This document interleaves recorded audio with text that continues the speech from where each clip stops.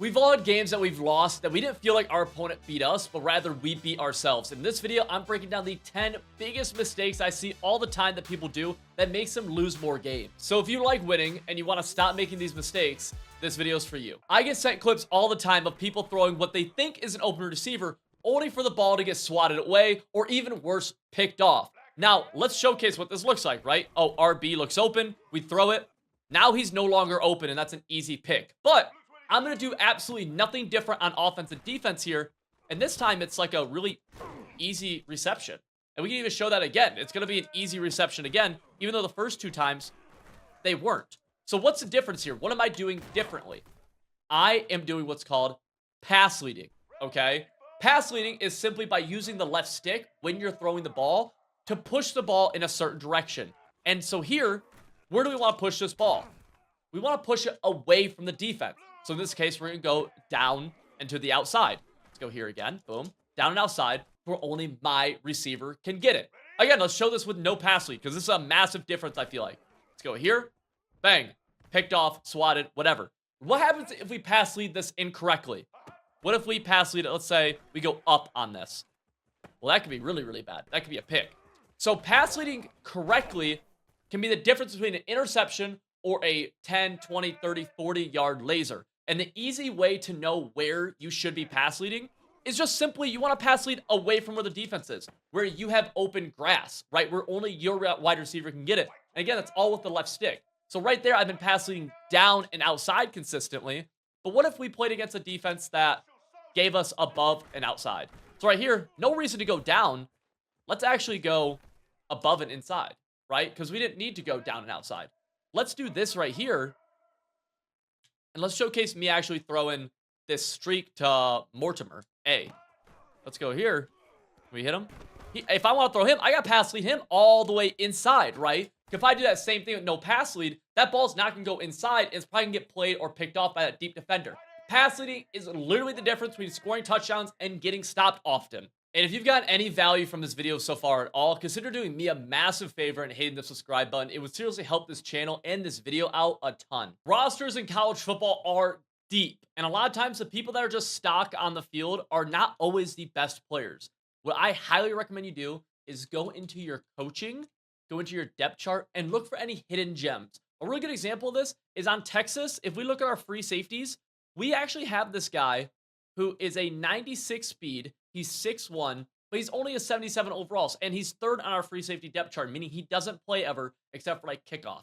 You need this guy on your field. Like, he needs to find a way on the field. Whether it's him literally taking over that starting safety job, which maybe I wouldn't do at the free safety spot, but let's see. Maybe we could do it at the strong safety spot. Or maybe in this case, we get him and we actually sub him in at, let's go sub linebacker, right? Because our sub linebackers right now, one of them's 83 speed. Well, even though Fosame, I don't know how to pronounce his name. I apologize. Fosami? Fosami? I really don't know. Please correct me in the comments. But you take this guy, now he's playing. Speed is king, and now you're able to take advantage. Another fun one is if you have a absolute like stud of a wide receiver. Like, let's say somebody like Isaiah Bond. What if we put him at corner too? You gotta keep in mind like wear and tear for this. But he can play corner very, very well. And you'll see this at a bunch of different positions, right? Especially if you have somebody who's super slow, I highly recommend you get them off your field unless they're at like defensive tackle. Then it's kind of who cares. But, you know, these little hidden spots, it's like, especially at like left end two. Who would you rather have? Justice Finkley or Colin Simmons, who's left end three, but he has 6 more speed and he has the silver badge of quick jump, which is really good. At the very least, you'd want him as your first backup, right? So always make sure you're subbing in the correct people. Really good example of this too is at the halfback spot here. Or actually, so Baxter, before he tore his ACL, he was the running back 1. But in game, I would actually rather have Blue here because he's faster and even has pretty much the same abilities. So it's just a speed thing right here. I would absolutely have him here. Let's see, what do we have at wide receiver? Wingo, he's 96 speed. Maybe he doesn't overdo bold. Maybe he does. I don't know. Somebody like it's a serious thing that you really want to consider putting Wingo. Maybe getting him at your slot wide receiver. Maybe getting him at your second wide receiver. Something like that. don't just let the guys who are deep in your depth chart just go without even looking at them, because there's a lot of hidden gems on like every single team at some position. This is a mistake that everybody who plays Dynasty, Cut, Road to College World Playoff, whatever it is, I see so many people make this mistake, and I've actually already made it. So where did we go wrong here already? We called our play from coach suggestion. Now, let me explain why I don't like coach suggestions and why I'd much rather you call your plays from formation, concepts, or play types. And this actually relates very closely to real football, where in real football, coaches don't just call plays from a random list and that they have no idea what they're calling, right? Coaches in real football do a great job of stringing together plays, of building concepts and building plays off of one another. So right there, you saw we were in 5 wide, but if we go here again, we actually, in the entire list, don't get an opportunity to call this 5 wide ever again. Meaning that we don't get the chance here to build off of that 5 wide look at all. Whereas if we go over here to formation, and again, I don't care if you call single back, I form, shotgun, whatever it is. Let's say we go to I form Pro Power O right here. Let's run this play to the right side. Boom, easy, cool. We get some nice yards, right? 4 or 5, whatever. Now let's say either the next play or a couple plays later, we're going to call this play action PA Power O. This is building a scheme. This is stringing plays together, which is something that the best offensive minds in football do. They don't just call plays at total random. And now here we're able to build a play off of that play we had just previously called. And if we wanted to, we can take it a step further where now we're going even deeper into this formation or building around play or other formations that look similar. Calling coach suggestions, look, we have nothing that's going to build off of that. This is just a random collection of plays. We want to avoid this and call plays that we can build off of and that we are comfortable with. I'm on my hands and knees begging people to stop doing this, okay? And it's called usering your defensive line. We have to stop using our defensive line. I'm going to break down who we want to user in every single style of defense. But the reason for this, let's first talk about why we don't want to use our defensive lineman. Is because this guy just doesn't force turnovers, right? Best case scenario, maybe you get a quick win, like we did right there, and we're able to force a sack. If you could do that consistently, maybe slight value. But I'll tell you what there's even more value in, and it's being able to do this right here, which is called baiting, okay? So they snap the ball, boom, we go over. Now we're able to go and actually get a turnover. Your user defender has so much versatility where he could go all the way to the left side of the field, he could go all the way to the right side of the field, or he could stay in the middle and easily be able to start taking away routes that are going to force turnovers. And your CPU linemen are going to do a good job of shedding anyways, right? They're still going to shed at a decent clip, just like you would if you were usering them. Now, the next position that we want to totally avoid, right? We don't want to be on a defensive lineman, but we want to avoid, for the most part, any kind of deep blue, okay? And so what I mean by that is really just any kind of deep zone. So right here, we would have also like Collins on the left side. We'd have Bamba on the right side. And the reason for this is just it's easy to get too aggressive like we do right here. And oops, I actually got too aggressive. And we're just going to give up a 1-point touchdown. It's just very high risk for not much more reward than we would just using somebody in the middle. So now, who do we want to user then? If we don't want to use the deep blues, and we really don't want to user the guys pass rushing, well, in zone coverage, I like to user the middle linebackers who are in the yellow zone. Now, sometimes this could be a safety in a yellow zone. That works. It could be a defensive lineman in a yellow zone. That works. It could be, you just want to get these guys who are in these yellow kind of hook curls right here. That's who. Because even if we mess up right here, right, we get too aggressive. Oh, they just get us for that. That's much better than being too aggressive and letting up the 1-point touchdown. But we still get the versatility of, oh, shoot, I'm too aggressive. But we can work back, and now we're able to still get that interception.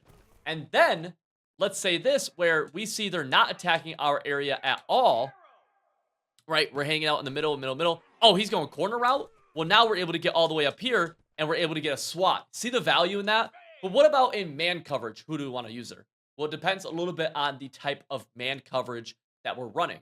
So if we go here and call a cover 1 hole, you have 2 options. I'll give you 2. 1, you could user the guy manned up onto the halfback, or 2, you could user the yellow zone right here, right? Cover one hole, cover one robber always has one of these yellow hook curl zones in the middle of the field, typically a 3-rec, who you could user him. Now, what about if it's just straight man-to-man with no kind of yellow zone? What if it's something like this right here, where we have cover 2 man? There's no yellow zone in the middle of the field. Well, here, I would actually just user the guy man up onto the halfback. Easy. Or we could take one of our linemen and zone them out and do this. And now we're able to accomplish kind of that same goal, but now we're using, we have the halfback manned up to, and now we're just only sending 3 people with the user in the middle of the field. Very easy. What about for a cover 0? Who do we want to user? Cover 0 is probably the toughest, and this guy is definitely going to be using on the halfback. I'm telling you, this will help you force more turnovers, get you more stops, and ultimately win you more games. The biggest mistake you make is sitting on your defensive lineman for the entire game. You don't want to do this. So a lot of people lose games before they ever play them because they just have the wrong gameplay settings. So let's go into our options. Let's go into our settings. And I'm going to talk about what I like to have on, why I like it, and just give basic recommendations for what works for me. So first and foremost, passing mechanics. I really like revamped passing on college football. In Madden, I like placement accuracy. But college football, I like revamped passing. Passing slowdown is going to be off. I think pass speed increase can be none with reticle speed to 20. Now, if you are somebody who wants placement accuracy, you want a little bit more control over your throwing, what I would do here is actually put this all the way down to about 7, and then you can go none or you can go small right here. You kind of have to feel it out. It can definitely be a very preference-based thing, but I'm a big fan of what we have right here. Keep in mind, sometimes your settings will just reset on you, I feel like. Like, that happens to me quite a bit, and we actually see that right here where I want auto-flip defensive play call on. That's a coaching adjustment as well. Defensive ball hawk, we want on.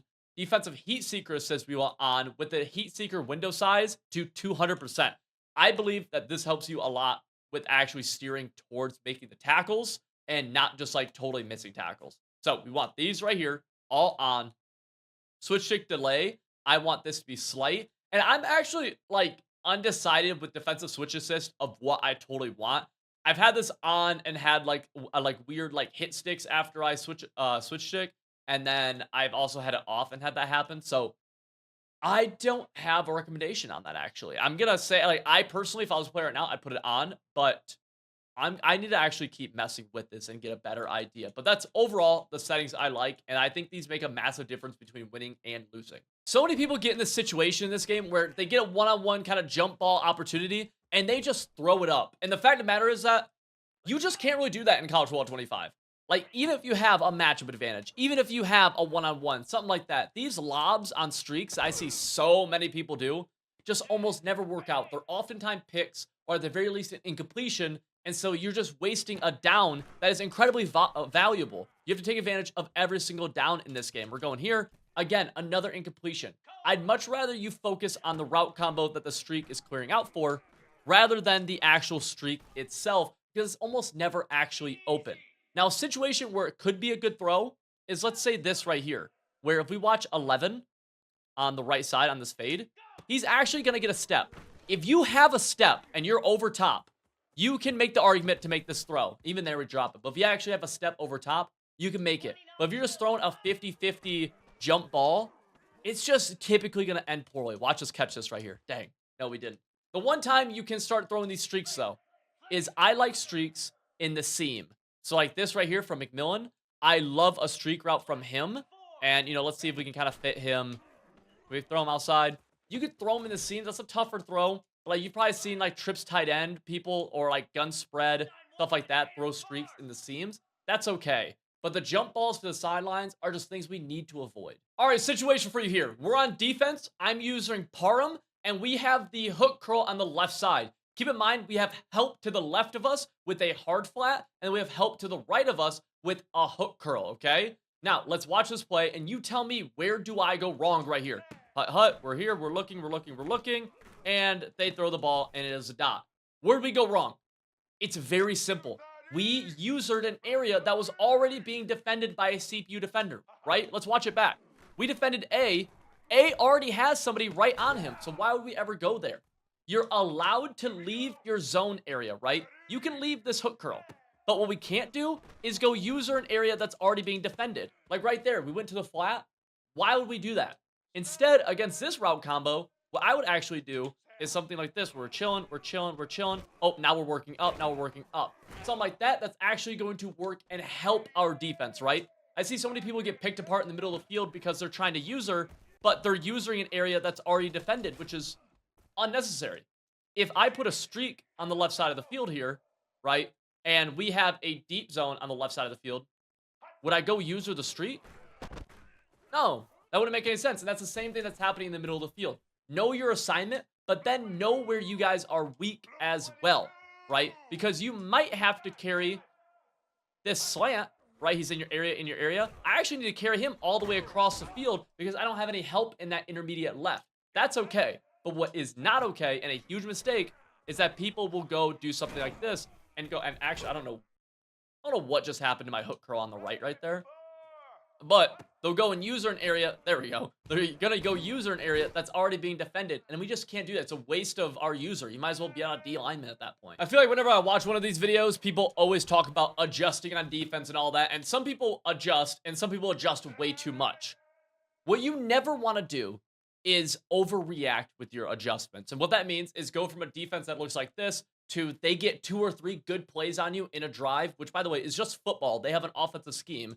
And then you do something crazy like, I don't know, all this crazy stuff. Like, there we go. Like, so many people do stuff like this, and it's just you're doing so much. And honestly, you're probably still going to let up the exact same throw anyways. Like, it might not even matter. Like, when you do too much, you just don't know what's on the field. What I'm a huge advocate of is whatever your base defense is, right? We talked earlier about making sure we call play calls not out of coach suggestions, but out of something that we actually like. So let's say this is our base defense. It's the defense that we like. Instead of making all these crazy adjustments, let's instead, I'm a stupid man, let's dumb things down. And from here, let's say, oh, they keep on, let's say the situation is they keep on throwing this out route. Okay, let's just say that's the situation. They keep on throwing this out route. We're going to pretend he was open, okay? Instead of being something crazy, let's actually just take our defense. And what if we just tried usering that player, right? What if we tried just going here? Oh, they're attacking this area. I'm going to user him. Now, again, pretend that was the situation. Now we're able to take away a route that they want to throw against us that we couldn't take away before.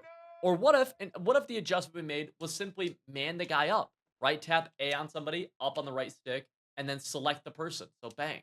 Right? You don't need to make a bunch of adjustments. Anybody who tells you that you need to make crazy adjustments, they are wrong. You need to have a base defense. That could be something as simple as this, and then work from that. Make minor adjustments around that. And that is stuff that is personally, literally has helped me stop the best offensive players in online play for thousands of dollars. Like, this is the exact strategy I've used. Have a base defense, make minor adjustments around the base defense. If you are ever in a situation where you're like, man, I don't even know what I just did on the field. I just went crazy with all my crazy adjustments. You're about to give up a touchdown. I promise you. I've done it a million times. Making sure people don't get a bunch of yards after contact is massive. But what I see all the time is so many people go for so many hit sticks. And we just have to relax on them because hit sticks are going to result in more missed tackles. Hit sticks are going to result in more just broken tackles, which means more yards after contact, which turns a 2-yard run into a 5-yard run. A 10-yard catch into a 20-yard catch. Instead, what I highly recommend people do for tackling, and again, hit stick has its place, so does the strip bun, but what I recommend more so, and right there to actually make us miss bad, is we want to hold X for a dive tackle, or A, which is going to give us a little bit more of a wrap-up. Only times we want to hit stick somebody is when we're really able to line them up. See right there, I totally missed the hit stick, and it just results in way more yards for him, right? The hit stick is just hard to line it up. And there's also not a ridiculous amount of reward for it. So instead, I'd rather see us try making A tackles. That's going to help a ton, along with X tackles, which is going to be the dive tackles. That's going to help so much. Now, if you get an opportunity where someone stood up or something, or you get a direct line on them, hit stick by flicking the right stick up. But if you don't have this, right? If you don't have that, stay away from the hit sticking. Now, this is one of the biggest things that people get told wrong all the time, and it's that you have to step up in the pocket. That is true. Like, you do need to step in the pocket sometimes. But if they're sending interior pressure at you, right, where there's pressure coming up the A gap, coming up the B gap, then walking back isn't necessarily wrong, right? And it makes sense. If they're sending pressure like this, I might have to take a few steps back to get that ball off. Had I stepped up right there, there's nothing I could do. So actually what happens here is that pocket presence depends on the pressure they're sending. If they're sending edge pressure, you need to step up, right? Like that right there, that's perfect. Ideally, we don't fumble, but you see the idea. If they're sending a blitz off the edge, we would also step up right there. Something like this, we can kind of stand still and navigate left to right. If they're sending pressure up the middle, though, it is okay to step back a few steps, right? To do something like this or shedding up the middle, you know, maybe we step back, then we're able to throw it. That is fine because that's going to buy us time. If they're getting pressure up the middle and we simply just step up, right? Like this is not what we want. We could buy ourselves more time by drifting a few yards back. That does not mean you walk all the way back. This is not acceptable. This is too far. You're going to get more inaccurate throws. The ball is going to travel in the air longer. So you're not like you want to step back. Rather, walking back is a tool you can use to negate interior pressure. And then the next thing we can do is actually roll out. So especially against like pass rushes that are going to the inside, we could do something like this where we snap the ball and then we're looking to actually try to roll out to give ourselves a little bit more time against the interior pass rush and then actually give us better angles on some routes too. That's all done with the left stick. Right here, I would never step up against that. That's the best example ever. I would never step up. You gotta step a few, you gotta take a few steps back.